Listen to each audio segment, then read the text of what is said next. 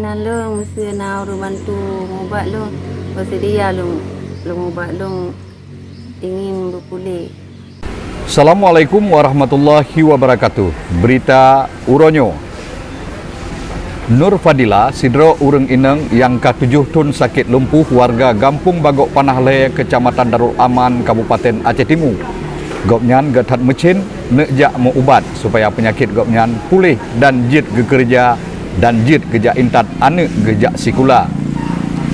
Hut gopnyan gepegah Nibak Safriani, Ketua Lembaga Peduli Duafa atau LPD Kabupaten Aceh Timur yang bambanyo gejak mengunjung dan gejak intat santunan urumoh Nur Fadila. Menurut Safriani, dalam 2 tahunnya kehidupan Kak Nur Fadila lumayan walaupun gopnyan manteng kerja gepeh kerupuk muliang. Tapi gopnyan jino karena sabuh rumah yang gebangun dan gebantu oleh Dinas Sosial Kabupaten Aceh Timur. Safriani gepegah lo bahwa saji Kak Nur Fadila cukup semangat gopnyan berpulih dari penyakit supaya gopnyan jid gejak kerja dan jid gejak intat ane gejak sikula wate bengoh.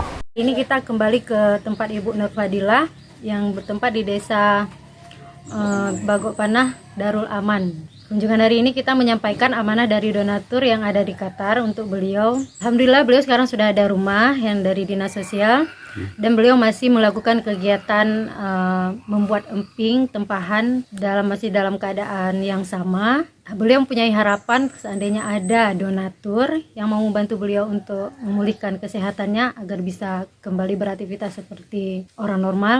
Nur Fadila nibak urang media gepegah dan gepercaya bahwa penyakit yang gopnyan alami dari sejak gopnyan melahi 7 tahun yang kaulikut manteng jid tapu pulih. Cuma saatnya gopnyan hana kemampuan untuk melanjutkan muubat URSUD ZA Banda Aceh karena gopnyan hana biaya. Gopnyan gemohon dan tiap uro gemelake ba Allah Subhanahu wa taala benar urang bantu gopnyan untuk jak muubat supaya penyakit gopnyan pulih dengan sempurna. Harapan berpulih, keinginan lu mesti na orang bantu ubat lu, bersedia lu ubat lu ingin berpulih. Gopnyan geharap gopnyan bejit gemu ubat dengan medis atau ubat gampung. Walaupun hasrat untuk pulih cukup menggebu-gebu dalam pikiran Kak Nur Fadila, tapi hana daya karena gopnyan hana kemampuan eret biaya. Semoga derita Kak Nur Fadila na yang bantu.